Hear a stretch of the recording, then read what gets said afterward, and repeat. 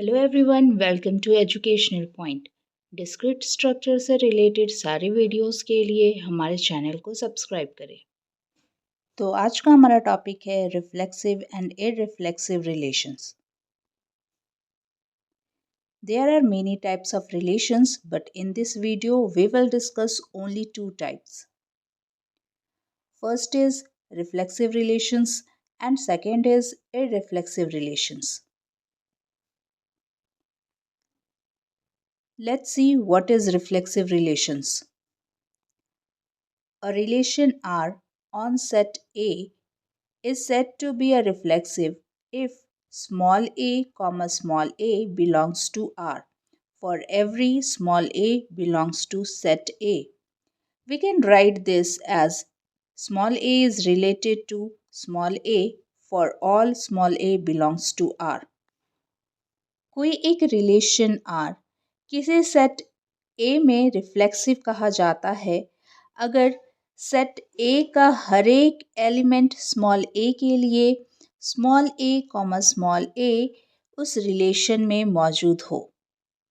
Reflexive relation को हम कुछ इस तरीके से भी लिख सकते हैं, small a is related to small a। चलिए इस पिक्चर की हेल्प से हम रिफ्लेक्सिव रिलेशन को समझते हैं। यहाँ पर एक सेट है, सेट A, जिसके एलिमेंट्स है 1, 2 एंड 3। अगर हम सेट A का सेट A के साथ कार्टेशियन प्रोडक्ट करें तो हमें मल्टीपल ऑर्डर्ड पेयर्स मिलेंगे, जैसा कि हमने अपने प्रीवियस वीडियो में देखा था। तो यहाँ भी हमें 3 क्रॉस 3 यानी कि 9 ऑर्डर्ड पेयर्स मिलेंगे। लेकिन अगर हम उन सारे पेयर्स में से कुछ ऐसे पेयर्स ले जिसमें सिमिलर एलिमेंट्स का पेयर बनाया गया है, जैसा कि इस पिक्चर में नज़र आ रहा है, एलिमेंट 1 का पेयर एलिमेंट 1 के साथ, एलिमेंट 2 का पेयर एलिमेंट 2 के साथ और एलिमेंट 3 का पेयर 3 के साथ, तो ऐसे पेयर्स रिफ्लेक्सिव कहे जाएंगे। इसका मतलब हमें जो ऑर्डर्ड पेयर्स मिला है वो है 1,1, 2,2 और 3,3। ये जिस भी रिलेशन में होंगे उस रिलेशन को हम रिफ्लेक्सिव रिलेशन कहेंगे। रिफ्लेक्सिव रिलेशन को एक और एग्जाम्पल के थ्रू समझते हैं। Here is the example. यहाँ पर एक सेट है A जिसके एलिमेंट्स है 1, 2, 3, 4 एंड एक और रिलेशन है R जिसमें ऑर्डर्ड पेयर्स हैं 1,1, 2,2, 1,3, 2,4, 3,3, 3,4 एंड 4,4। और क्वेश्चन ये है कि इज़ अ रिलेशन रिफ्लेक्सिव। इसका मतलब हमें बताना है कि क्या ये एक रिफ्लेक्सिव रिलेशन है। तो जैसा कि हमने अभी देखा कि किसी भी रिलेशन को रिफ्लेक्सिव होने के लिए सेट A के हर एक एलिमेंट स्मॉल a के लिए स्मॉल a उस रिलेशन में मौजूद होना चाहिए। तो यहाँ पर सेट A के एलिमेंट्स से 1, 2, 3, 4 यानी कि रिफ्लेक्सिव होने के लिए हमें ऑर्डर्ड पेयर्स चाहिए, वो होगा 1,1, 2,2, 3,3 और 4,4। तो आप इस टेबल में देख सकते हैं, यहाँ पे A क्रॉस A के ऑर्डर पेयर्स को दिखाया गया है। तो चेक करते हैं कि क्या ये ऑर्डर पेयर्स दिए हुए रिलेशन में मौजूद है या नहीं। तो यहाँ पर देखिए हमें मिला है 1,1, 2,2, 3,3 एंड 4,4 यानी कि ये रिफ्लेक्सिव के कंडीशन को फुलफिल कर रहा है, इसलिए ये रिलेशन रिफ्लेक्सिव रिलेशन होगा। अब आप सोच रहे होंगे कि इस रिलेशन में इन पेयर्स के अलावा भी कुछ अलग पेयर्स मौजूद हैं, जैसे कि 1,3, 2,4 एंड 3,4। तो मैं बता दूं कि इससे कोई भी प्रॉब्लम नहीं है। रिफ्लेक्सिव रिलेशन के कॉन्सेप्ट के अकॉर्डिंग हमें सिर्फ A, A के लिए ही चेक करना है इसके अलावा कोई भी अदर पेयर्स रहे उससे कोई भी दिक्कत नहीं है।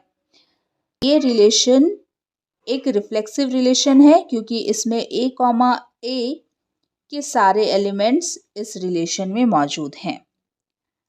चलिए नेक्स्ट बात करते हैं इररिफ्लेक्सिव रिलेशन के बारे में।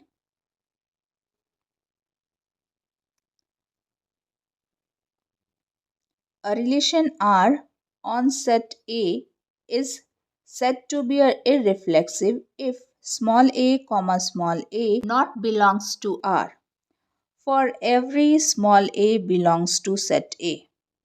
इसका मतलब है कि कोई भी रिलेशन R किसी सेट A में इररिफ्लेक्सिव कहा जाएगा अगर सेट A के हर एक एलिमेंट स्मॉल a के लिए small a comma small a उस रिलेशन में मौजूद नहीं होगा। तो इररिफ्लेक्सिव रिलेशन रिफ्लेक्सिव रिलेशन का ऑपोजिट कह सकते हैं। इस पिक्चर की हेल्प से इररिफ्लेक्सिव रिलेशन के कॉन्सेप्ट को समझते हैं। यहाँ पर एक सेट है सेट A जिसके एलिमेंट्स हैं 1, 2 एंड 3। तो अगर हम इस सेट A को सेट A के साथ कार्टेशियन प्रोडक्ट करें तो हमें मल्टीपल ऑर्डर पेयर्स मिलेंगे जैसा कि हमने पिछले स्लाइड में भी बात की। अब इस पिक्चर में जो पेयर्स बनाया जा रहा है वो है एलिमेंट 3 का 1 के साथ, एलिमेंट 3 का 2 के साथ, एलिमेंट 1 का 2 के साथ और एलिमेंट 2 का 1 के साथ।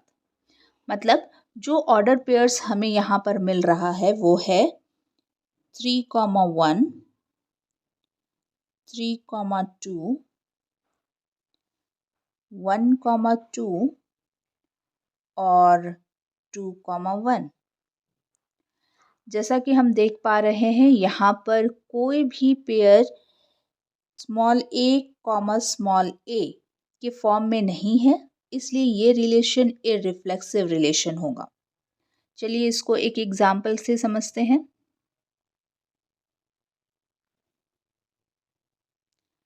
Here is the example.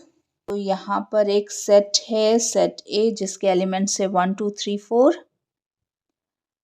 और एक रिलेशन दिया गया है और क्वेश्चन है is the relation R reflexive और इररिफ्लेक्सिव, यानी कि पूछा जा रहा है कि ये रिलेशन R जो है वो रिफ्लेक्सिव है या इररिफ्लेक्सिव। तो यहाँ साइड में आप देख सकते हैं A क्रॉस A का टेबल दिया गया है।